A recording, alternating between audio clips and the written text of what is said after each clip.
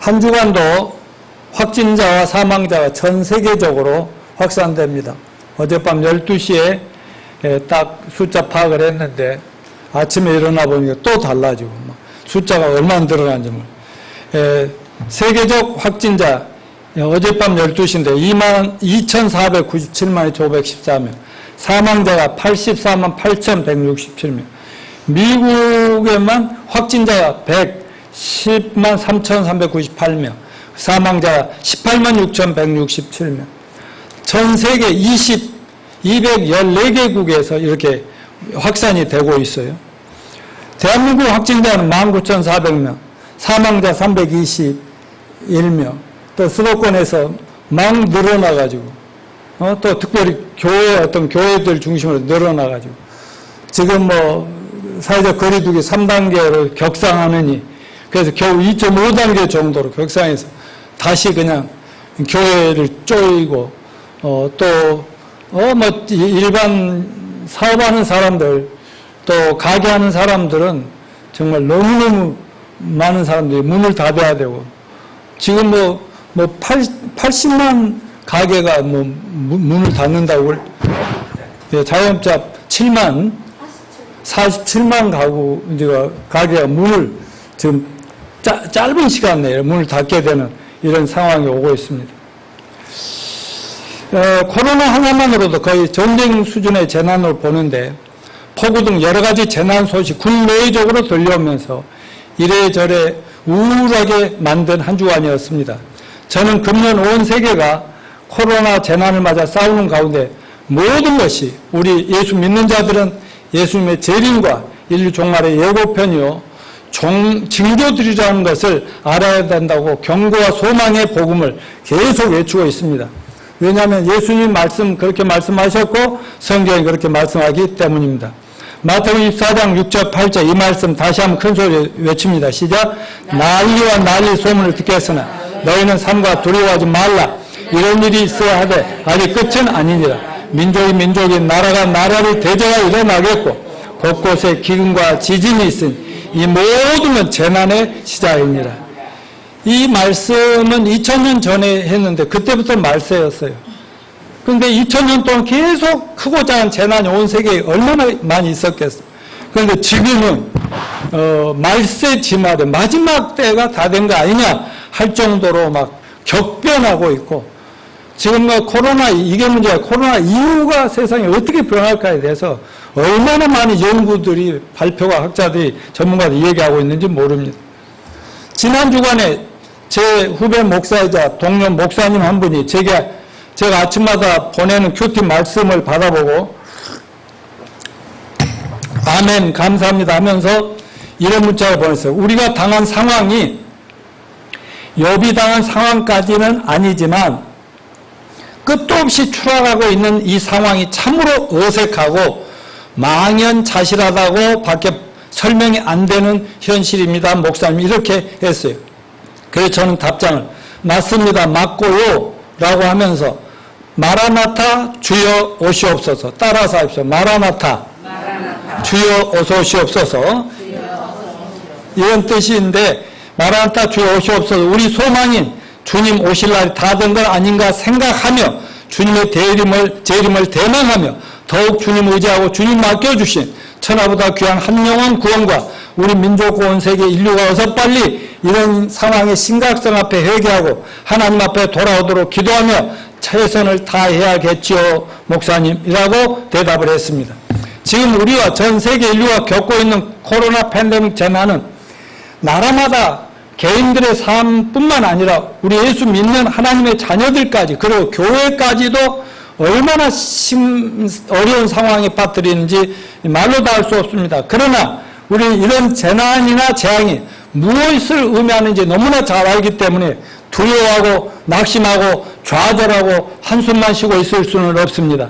우리는 바로 예수 믿는 우리들에게는 재앙 속에서도 소망을 가지고 세상에 그 소망을 전할 수 있는 하나님의 놀라운 약속들이 있음에 감사합시다. 저는 우리 예수 믿고 구원받아 오늘 우리 개인의 종말이 오든지 내일 지구의 종말이 온다 해도 주님의 말씀처럼 두려워 말고 더욱 주님의 재림과 구에 펼쳐질 인류의 장래와 또 우리의 영원한 미래 예언인 성경 말씀에 더욱 집중하고 하면서 어떤 방법으로든지 누군가에게 주님 다시 오심과 빨리 예수 믿고 구원받아야 되는 것과 이제 새로운 세상이 정말 요즘 그러잖아요. 코로나 때문에 새로운 이상한 세계가 열릴 거란 아니 우리에게는 이것이 끝나면 새로운 정말 영원한 세계가 열릴 것이라는 것을 선포하면서 예수님 맞을 준비하자고 외치는 저와 우리 교회 성도들이 되시기를 축원합니다.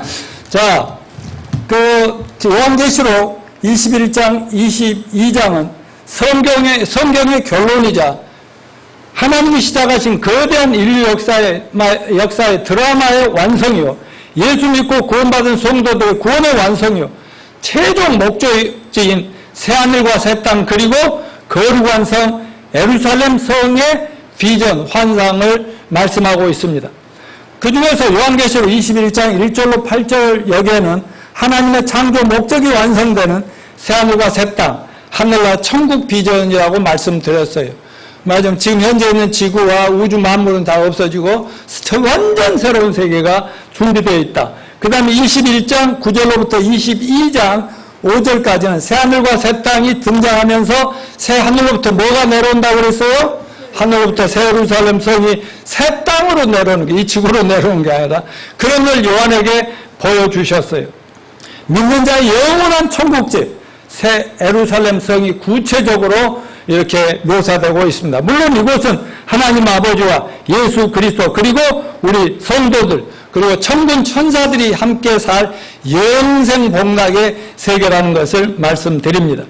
자, 지난주 설교는 21장 9절부터 27절까지 중에서 새 예루살렘이 어떤 곳인가 하는 특징들 몇 가지를 말씀드렸는데 잠깐 요약을 복습 차원에서 요약하고 잠깐 보고 넘어가겠습니다.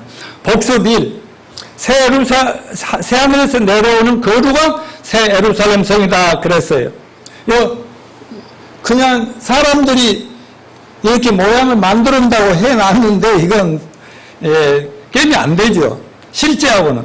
이 성은 죄와 사망과 모든 인간적인 고통 같으라고는 전혀 상관이 없는 새로운 세계고 이 세계 이 성 안에는 구원받은 거룩한 성도들만이 하나님과 예수 그리스도 천군 천사들과 함께 사는 천국 집이다라는 것을 말씀드렸어요. 두 번째, 복수는 새 하늘에서 내려오는 찬란한 하늘 궁전이다. 자, 본문 21장 2절 같이 읽어볼까요? 또 내가 보면 거룩한 성 새 예루살렘의 하느님께로부터 하늘에서 내려오니 그 예비한 것이 신부가 남편을 위하여 단장한 것 같더라. 21장 10절 시작. 성령으로 나를 데리고 크고 높은 산으로 올라가 하나님께로부터 하늘에서 내려온 거룩한 성 예루살렘이 보이니 하늘로부터 성이 내려온다. 이 말은 인간들이 만든 성이 아니고 하나님이 일찍이 다 준비해 놓은 그 성을 이제 새로운 땅에 새하늘 새 땅에 우리 성도들이 살 수 있고 하나님과 함께 살고 천군 천사들이 살 수 있도록 만들어 놓은 선물이다 하는 것을 말씀드렸고 세 번째는 신부가 남편을 위하여 단장한 완벽한 모습인데 마리아 같네? 자, 계시록 21장 2절 같이 읽어. 또 내가 보면 거룩한 성 새 예루살렘이 하나님께로부터 하늘에서 나온 그 예비한 것이 신부가 남편을 위하여 단장한 것 같더라. 계시록 21장 9절을 보면은 일곱 대접을 가지고 마지막 일곱 재앙을 담은 일곱 천사 중 하나가 나와서 내게 말하이르되 이리오라 내가 곧 신부 곧 어린 양의 아내를 내게 보이려 하고 성령으로 나를 데리고 크고 높은 산에 올라가 하나님께로부터 하늘에서 내려온 거룩한 성 예루살렘 성을 보이니 사도 바울이 이런 장면을 하나님이 직접 보여주고 들려보는 것 때가 언제냐면 그 7년 대환란 중간에 마지막 대접 심판을 천사가 베풀려고 할 때 그때 먼저 이걸 보여주고 대접 심판이 시작되거든요. 그러니까 7년 환란 때 믿음을 지키느라고 온갖 고통을 당하고 순교를 당하는 이들에게 희망을 주는 메시지이기도 했다는 걸 알 수 있어요. 새 예루살렘 성이 신부가 남편을 위하여 단장한 같이 아름다운 천국집이다. 지난주에 말씀드렸죠. 신부가 평소에도 여자들이 잘 가꾸지만은 그 결혼식 날은 완전히 때 빼고 확 내고 그냥 최고로 이쁜 걸로 단장을 막 돈은 막 엄청 들여도 좋으니까 하잖아요. 가장 아름다운 모습으로 남편에게 가는 것과 마찬가지라고 얘기했어요. 그만큼 천국은 하나님께서 완벽하게 잘 준비되어 아름다운 천국 집인데 우리들의 미래 모습이다 그랬죠. 구원받으면 믿음으로 죄 없다 하는 칭의를 받고 평생 동안 예수 믿으면서 고통과 고난과 역경을 통해서 말씀을 통해서 교회를 통해서 성도들을 통해서 성화돼 가다가 예수님 재림하실 때 우리 몸이 부활하면서 영화롭게 된다고 그랬죠. 우리 영화롭게 된 완성된 성도들이 모여있는 교회가 완성된 모습, 성도 완성된 모습이 바로 신부의 모습처럼 여기 표현하고 있더라 하는 거고, 그 다음 네 번째는 뭡니까? 새 예루살렘 성 영광이 충만한 곳이다. 11절 같이 읽어요. 새 예루살렘 성에는 하나님의 영광이 있으므로 그 성의 빛이 제일 귀한 보석 같고 배옥과 수정같이 맞더라. 이 성의 빛은 빛 대신 하나님께 이곳에 임재해 계신다는 표시이고, 동시에 구원받은 하나님 백성들이 신천신지에서 누리게 될 영광스러운 생활을 상징하고 있습니다. 그 천성의 주인 되신 하나님 아버지와 아들 예수 그리스도의 영광, 그 안에 성도들이 함께 모여있는 게 이렇게 영광스럽다는 것이죠. 어쩌면 12문에 새겨진 12지파의 이름이 있다고 그랬어요. 나중에 설명하죠. 12문에. 그리고 12성곽의 12기초석에는 보석 하나하나에 12 제자들의 사도들의 이름이 기록되어 있다고 그랬어요.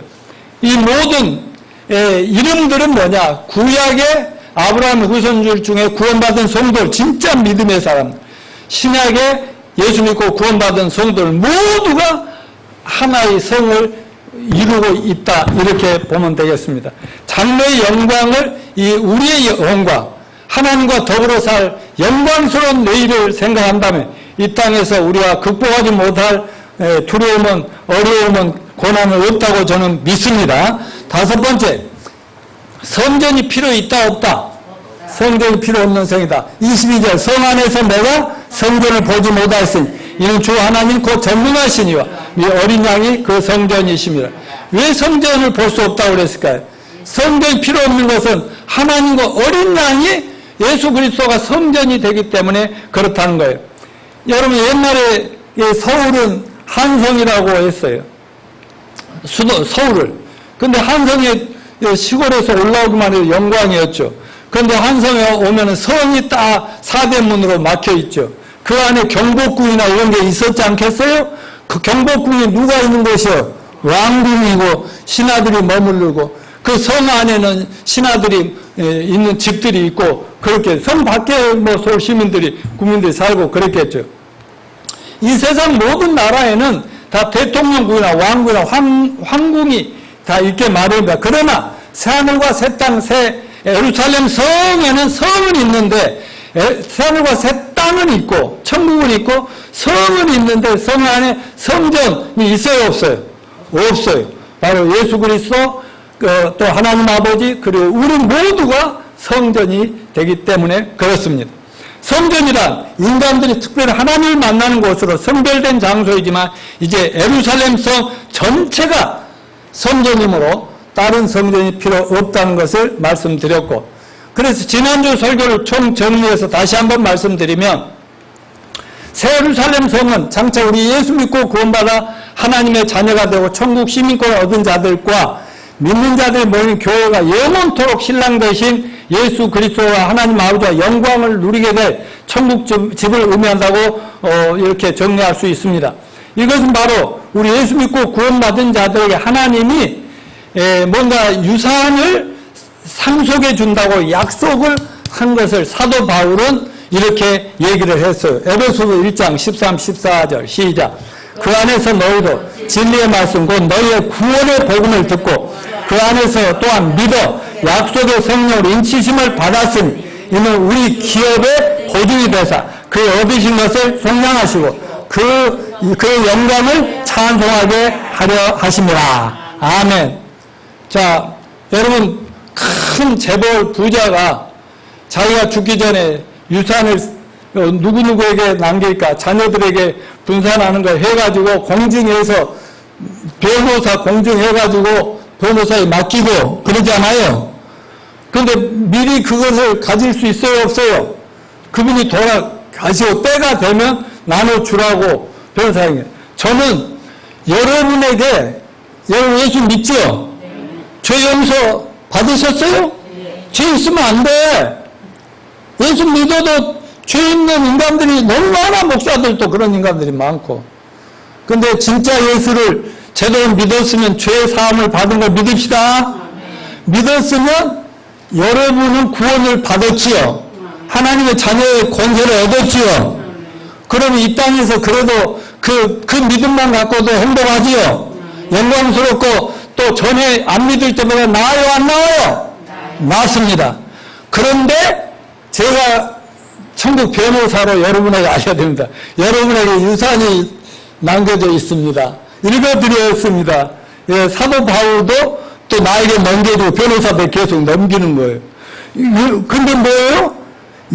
약속의 성령으로 인치심을 받은 하나님 자녀들, 구원받고 성령 받고 제사함 받은 하나님 자녀들에게는 우리 기업의 보증이 돼서 유산을 여러분이 받을 수 있다는 것을 보증으로 성령을 찍어줬다는 것이에요.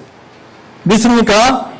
이게 바로 하늘나라에 하나님께 우리를 위해서 예비되신 새 예루살렘 성이라는 것을 잊지 마시길 바랍니다.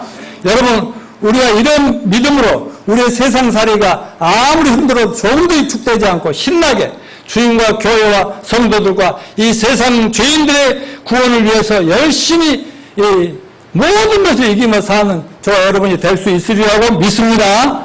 절대로 잊지 마십시다.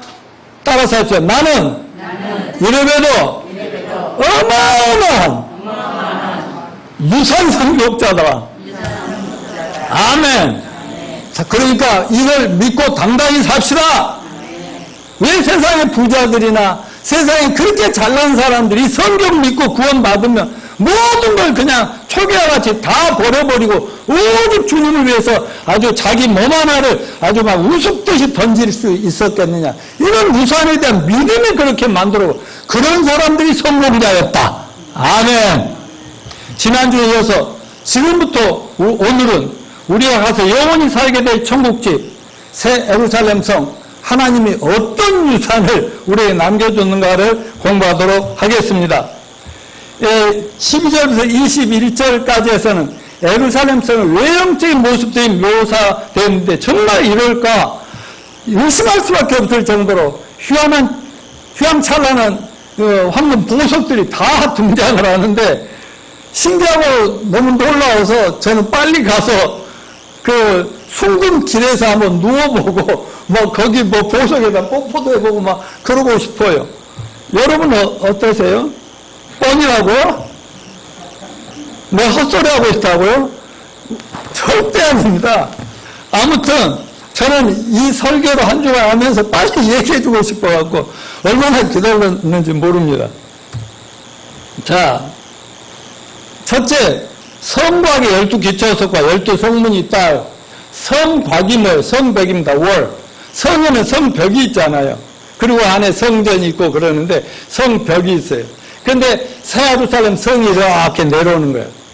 성이 내려오는데 성벽이 다 옆에 있다는 거죠. 자, 21장 12, 14절 시작. 크고 높은 성곽이 있고 12문이 있는데 12천사가 있고 그 문들 위에 이름이 썼으니 이스라엘 12지파의 이름들이라.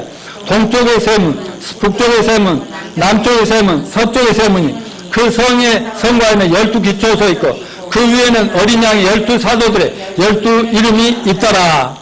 이 예루살렘 성이 있는데 그 가에 성벽이 좀 이렇게 또 연결되어 있어요. 성. 근데 우리나라는 서울은 동서남북 있죠. 동문, 서문, 동문 이런 게 있는데 왜 우리는 그렇게 했을까? 우리나라는 아무래도 예수님의 성경의 영향을 받은 대한민국 같아요. 그죠? 그러니까 대한민국 하나님이 보아서 이런 것도 들어 이상하게 태극기도 보면 딱 이렇게 돼 있고 말이죠. 그리고 동문 서문 이것도 성경에서 본딴 것 같아. 아무튼 이 천국에도 동서남북에 문이 있어요. 근데 그 문마다 세 문씩이 있어요.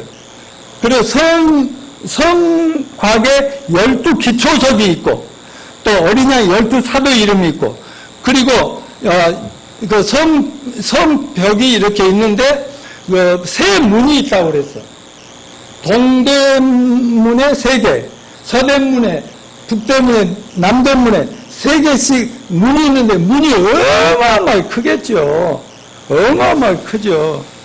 근데 문들 위에는 이스라엘 12지파의 이름, 믿음의 조상들 이름이 있고, 또 성곽이 있으려면 밑에 건물 지으면 밑에 이렇게 기초를 놓고 그 위에다가 매층을 이렇게 올려가지고 거기다 이렇게 세우기도 하거든요. 그래서 성 기초가 있는데 여기에 12명의 이름이, 사도들의 이름이 기록되어 있다. 아까 12문의 이름은, 이스라엘 지파 이름은 뭐라고 그랬어요? 이스라엘 구약시대에 구원받은 모든 성도들의 이름이고, 성곽의 12기초석의 이름은 뭐라고 그랬어요? 12사도 이름은 바로 신약시대에, 교회시대에 구원받은 모든 성도들을 대표하는 이름이니까 우리가 포함된다. 아멘. 자, 옆에 문은 길은 뭐예요? 황금이죠, 순금. 이 문은 진주라고 그래서 진주. 이거는 이렇게 여기 문들이 있잖아요. 세 문씩 동서남북. 이게 성벽이고 말이에요.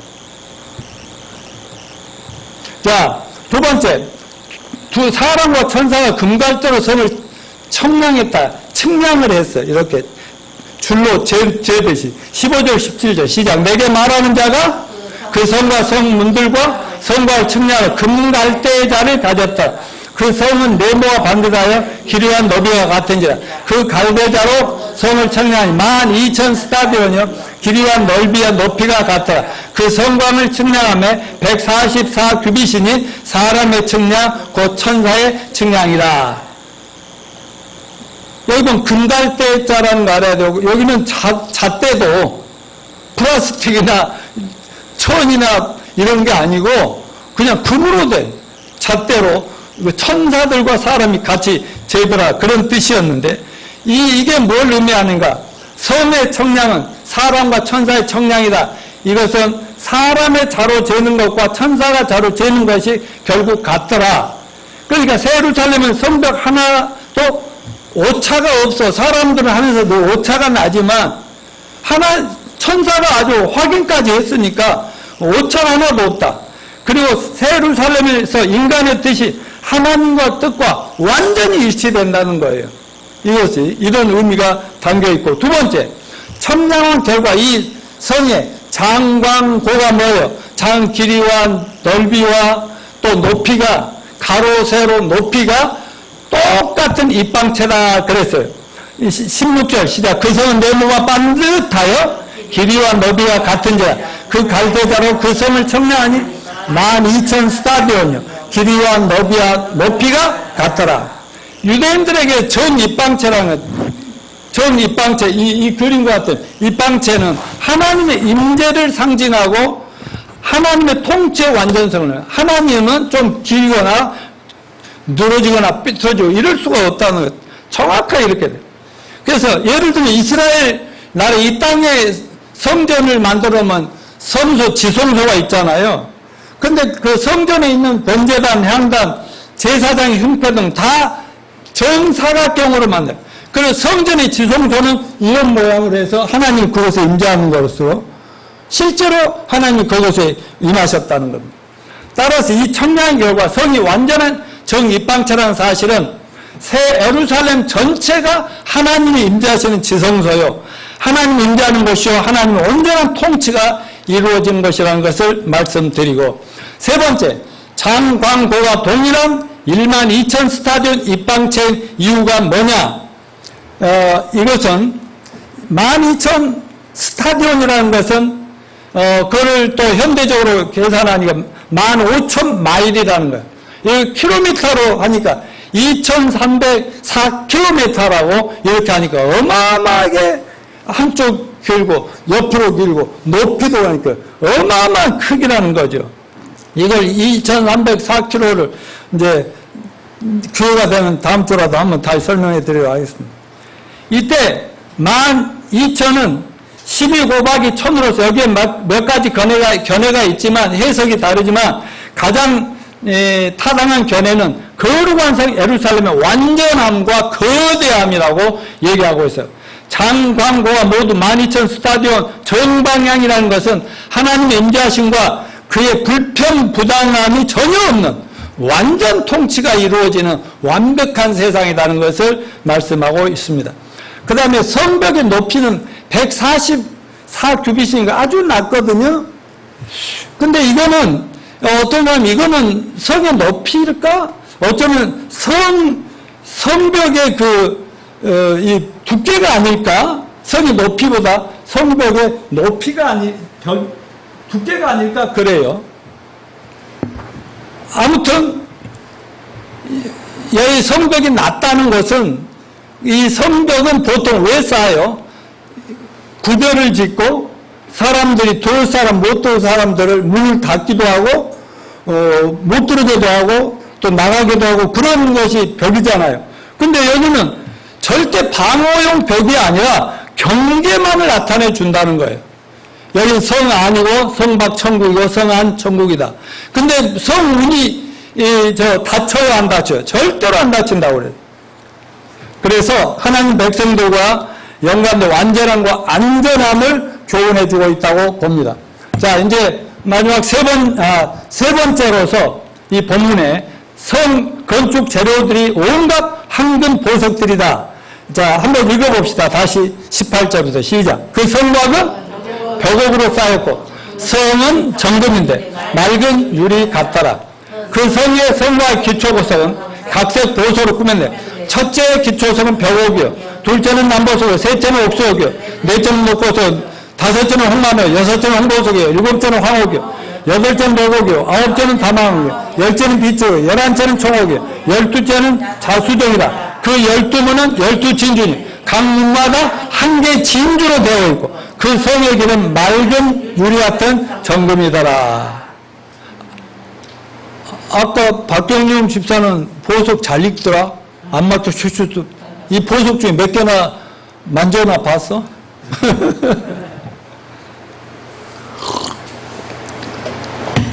자, 좀 이따 넘기면 보여드릴 텐데, 우리가 가서 살아야 될 휘황찬란한 집이 하늘나라에 준비됨이 이렇게 준비되어 있습니다. 이거 알려주려고 한 주간 엄청 기다렸다니까요.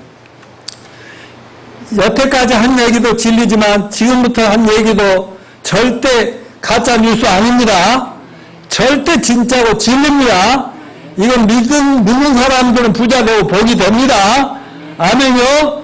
또 이 말씀을 들은 다음에 여러분의 이 금이나 재물에 대한 가치가 확 달라져야 될 줄로 믿습니다. 그리고 이 천국에 대한 기대감을 가지고 정말 멋지고 당당히 사는 우리 성도들 되시길 축원합니다. 자, 먼저 기초석, 성곽의 기초석을 보겠습니다. 성 바닥에 이런 기초석들, 보석들이 있다 이 말이에요. 이렇게 동대문, 서대문, 북대문, 남대문 해가지고 이렇게 여기 기초석이 있잖아요. 여기 이름들이 있고 말이죠. 이 성문이 있는데 성문은 전부 뭘로 되어 있다고? 진주로 되어 있고. 자, 기초석부터 봅시다. 짠, 넘겨주세요. 이거 여러분들 마음대로 가지라고. 자, 기초석 벽옥이야. 첫 번째는 투명한 수정색 광채가 나. 두 번째 기초석 남보석 사파이어라는 얘기는 들어왔죠. 하늘색과 비슷하다. 세 번째 기초석은 옥수라고요. 녹색 규산은 꼬리에 초록색 털 같은 색깔이 좀 있대요.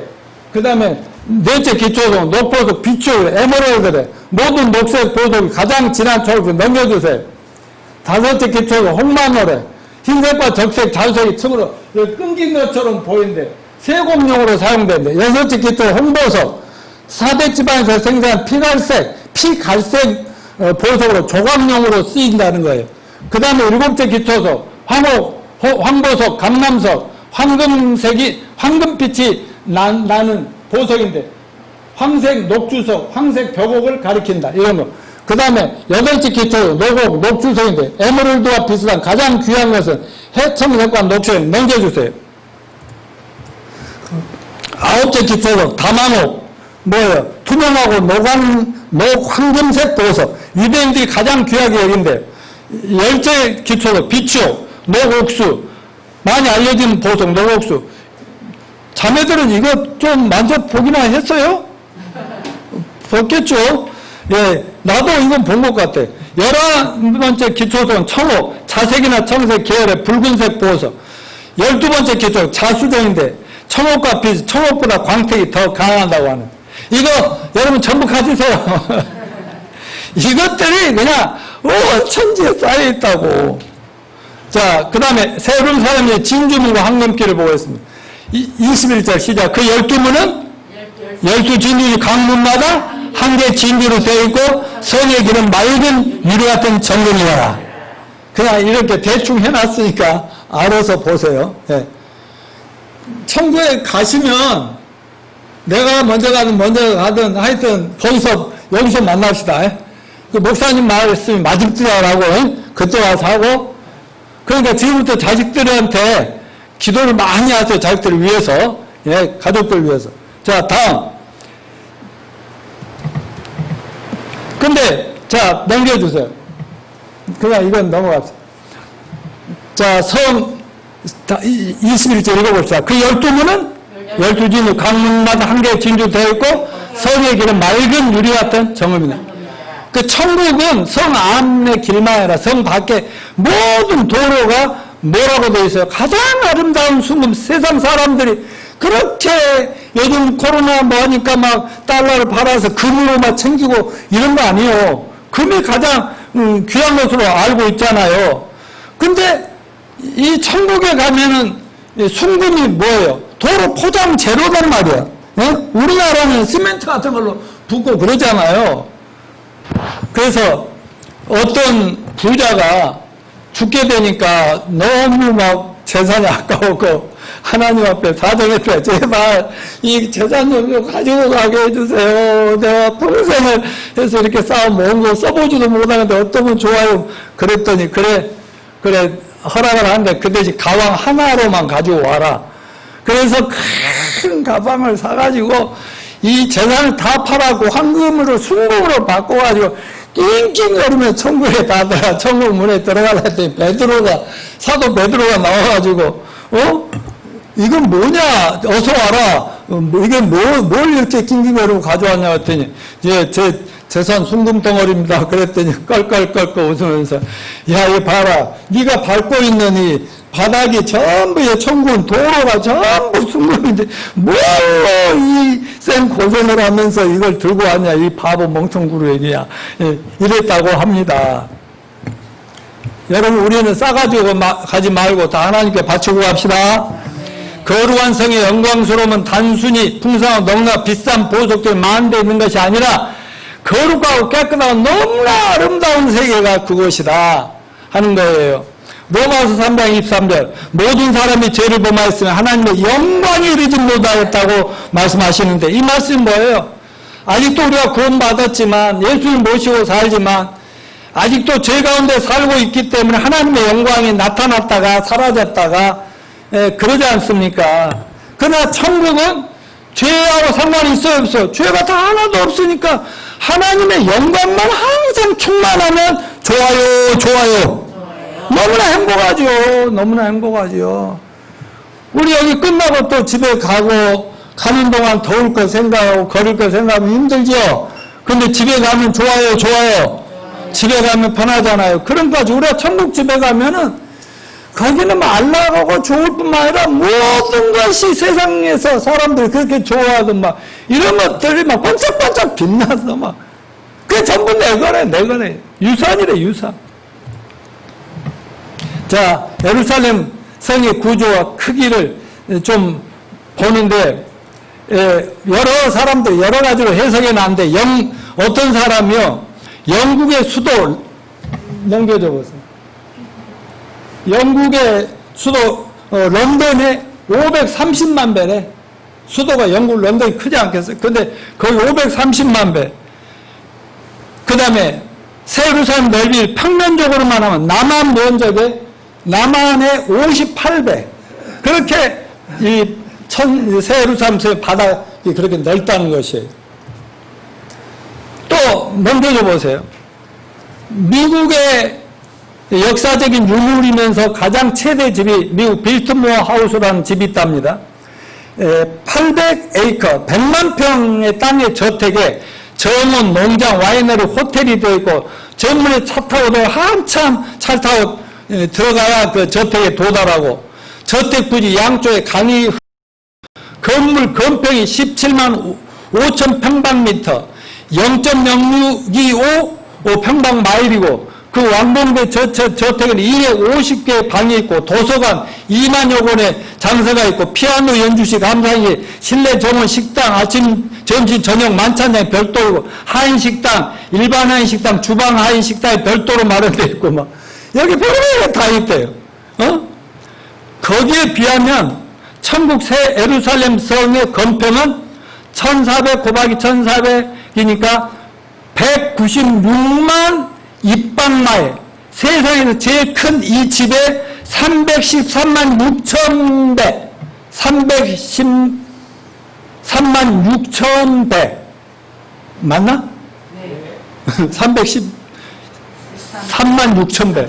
어마어마하게 큰 집이래. 그러니까 이런 집은 아주 그냥 애들 장난감으로 보인다는 거죠. 자, 넘겨줘 보세요. 저 두바이에 있는 162층 빌딩 비교해보면 건물 높이가 2717피트, 즉 0.515 마일이라 합니다. 그러므로 천국 예루살렘 섬 높이는 현 지상 빌딩 최고 높이보다 2719배 높아. 그 높이에 거기다 2719배를 하면 높여. 천국 빌딩 한 층을 보면은 두바이 빌딩 한 층 높이를 계산하면 162층이잖아요. 그러니까 거기다 2719를 하면 44만 4,478층이 된대. 그렇게 어마어마해. 그냥 이 사람들이 시간 남아서 그런지 연구를 했는데 다 설명할 길이 없어요. 자, 이제 마지막 네 번째로 또 이 예루살렘 성의 일상생활 모습을 여러분과 소개하고 마치도록 하겠습니다. 같이 24, 26절 읽어봐요. 만국이 빛 가운데로 다니고 땅의 왕들이 자기 영광을 가지고 그리로 들어가리라. 낮에 성문을 도문이 닫지 아니하리니 거기에는 밤이 없습니다. 사람들이 만국의 영광과 존귀를 가지고 그리로 들어가겠고, 이 말씀은 구원받은 성도들이 부활된 영광스러운 몸으로 새 예루살렘 성을 누리게 될 생활을 몇 가지로 예언했는데, 첫째, 만국이 빛 가운데로 다니게 된다 그랬죠. 자, 여기서 만국이라는 말을 이 헬라어 원어로 보니까 그리스도를 따르는 하나님의 백성들로서 유대인이나 이방인의 구별 없이 구속받은 모든 사람들을 만국이라고 하였다. 그러니까 여러분, 우리가 구원받으면 하나님 자녀지만 왕이라고 그랬죠. 왕 같은 제사장. 근데 한 사람이 또 나라래요. 나라. 그러니까 왕들의 모임이 그냥 천국을 들락거린다는 거 마음대로. 근데 거기는 해나 달의 비침이 쓸데없고 하나님 영광이 하나님 자체가 막 찬란한 빛이니까 그냥 우리도 영광의 빛 앞에서 막 신나게 산다는 거 아니겠어요? 만국이 그 땅에서 섬을 들락거린다는 거 아니에요. 빛은 하나님의 영광을 가리키니까 천국은 죄나 악 같은 뭐 이런 어둠으로 표현되는 이건 일체 있을 수 없고 오직 거룩함, 이런 영광스러움, 아름다움 이것으로만 가득 차 있는 곳이다. 이렇게 일단 표현을 해놨어요. 자, 두 번째, 땅의 왕들이 자기 영광을 가지고 들어온다. 24절 시작. 만국이 그 빛 가운데를 다니고 땅의 왕들이 자기 영광을 가지고 그리로 들어가리라. 아까 말씀했죠. 이 왕들이 한 건 세상 권력자가 아니라 하나님의 충성스러운 자녀들, 종들, 제자들, 신도들, 성도들인데,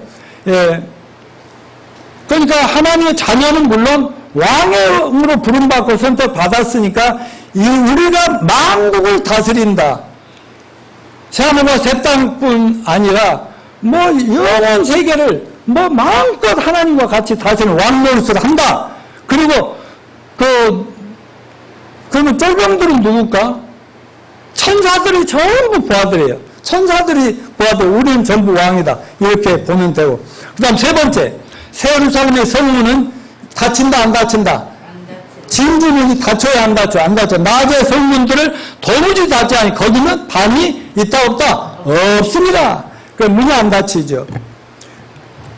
그 항상 하나님의 영광만이 충만한 곳이고요. 문을 닫을 필요가 없죠.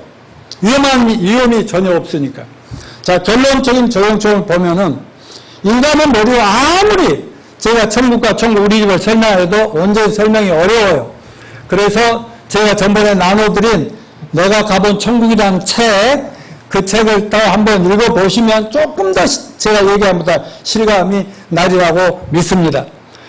그러나 우리가 천국 죽으면 곧바로 모든 것이 실상이 드러나리라고 믿습니다. 자, 고린도전서 13장 12절 읽어봅시다. 우리가 이제는 거울로 보는 것 같이 희미하나 그때는 얼굴과 얼굴을 대하여 볼 것이요 이제는 내가 부분적으로 하나 그때는 주께서 나를 아신 것 같이 내가 온전히 알리라. 자, 그것은 누가 들어갈 수 있다 했어요? 하늘나라 생일째 이름이 기록된 사람들만 들어갈 수 있다 했죠?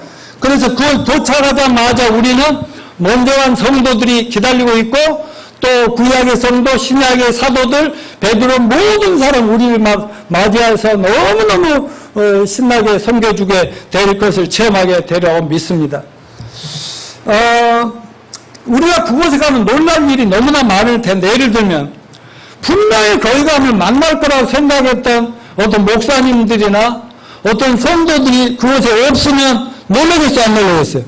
너무 놀랄 일이요. 그런데 너는 절대 올 수 없어. 그리고 맨날 전도하면 거짓말하고 하고 못되지만 하던 사람, 너는 천국 안 되겠다 했는데 그 사람이 딱 와서 있으면 그것도 얼마나 놀라겠어요.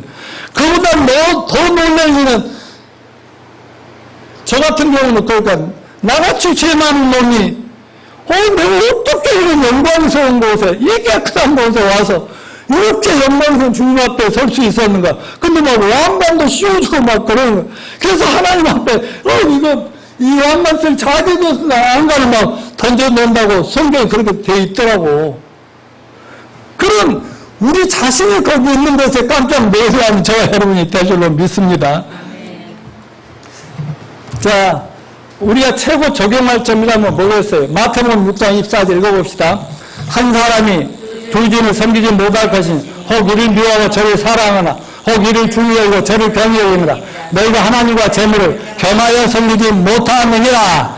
예수님은 세상 사람들과 제자들 향해 이렇게 말씀했어요. 하나님하고 재물이 있는데 세상 사람들은 뭐를 신으로 섬겨요? 재물을 신으로 알고 자기 부귀 영화 행복이 재물 돈에 달려있다고 생각하고 여기에 목매를 다한다고. 그러나 하나님의 자녀들은 이게 아니라 신에게 하나님께 목매 달아야죠. 아멘. 왜 이거는 앞으로 우리가 밟고 다니고 우리 집에 재료 몇 개 더 됩니까? 아멘. 그리고 이걸 유산으로 상속받은 사람이 왜 남의 그 하찮은 돈들을 막 이렇게 빼앗으려고 도둑질하려고 그렇게 살아요. 앞으로 지금은 비록 그같이 살아도 재벌의 아들인데 어마어마한 수백억의 유산이 있는데 왜 그렇게 살아요? 당당하게 살지 않겠어요? 마찬가지로 그러면 100억의 유산을 상속받은 사람이 그지같이 살겠어요? 지금도 잘 살죠.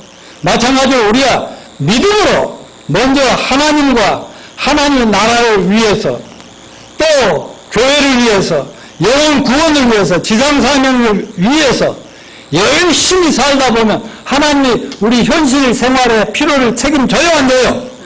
하나님이 책임진다는 걸 꼭 믿으시길 바랍니다. 그러니까 이 땅에 사는 동안 믿음으로 살면 돈 할 때보다 돈이 엄청난 돈은 아니더라도 그래도 여유로우면서도 부족함을 모르면서도 나눠주면서 정말 보람되고 가치 있게 살 수 있게 되리라고 믿습니다. 그런 의미에서 돈에서 재물에서 자유로웁시다.